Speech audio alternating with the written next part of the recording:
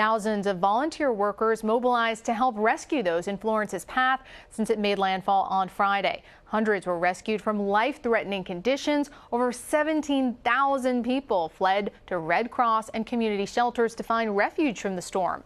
The Red Cross has provided more than 240 shelters in North and South Carolina, Virginia, Georgia, Tennessee, Maryland, and Kentucky. Now, Regional Communications Manager at American Red Cross, Holly Baker, joins us now from Durham, North Carolina. Holly, thank you so much for joining us. So talk a little bit about the top threat. For those in the region right now, what is the primary concern and how can the Red Cross help people? Yes, thank you so much for having me this morning. And at the Red Cross, our hearts just really are broken for anybody who has to go through this disaster to any degree. And right now that the storm has really moved through, and though she's downgraded, this is still very much a threat in terms of flooding.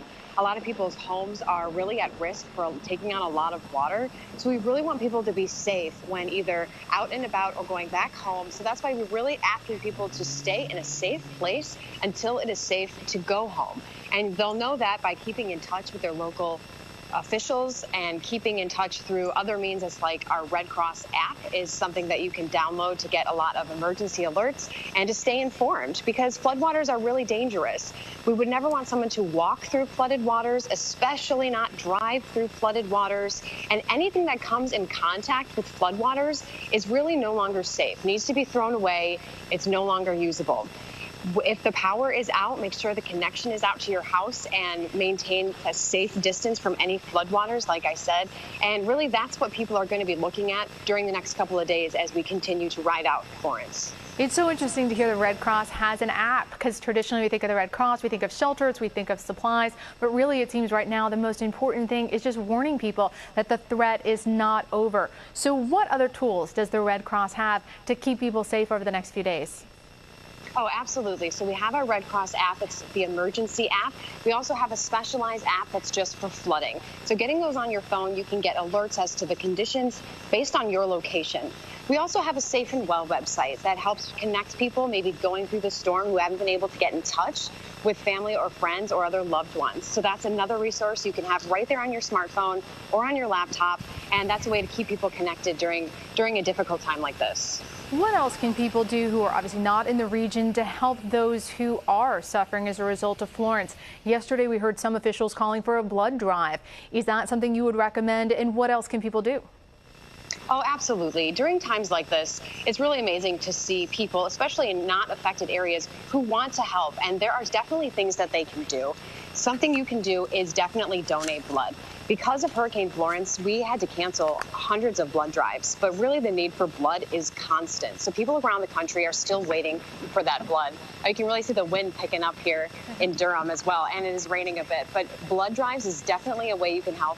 You can also donate your time to the American Red Cross. You can come on board as a volunteer with us, and you can browse lots of positions at redcross.org and become a volunteer in your local region and help respond to disasters both big and small.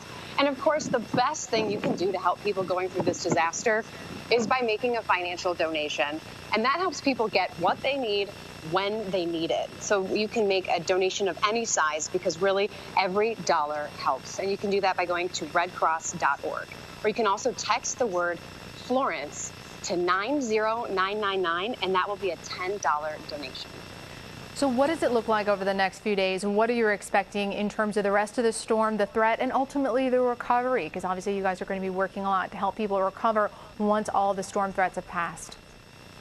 Oh, yes, this is definitely going to be a long-term recovery process. People are going to be going through the effects of Florence for weeks, maybe even months to come. So we are definitely going to be there every step of the way to help people recover from this flooding, from debris. We're always going to be there to offer meals and a safe place to stay. I actually met a woman in a shelter that we have in Greenville, North Carolina, who was taking shelter in the school that she actually worked at.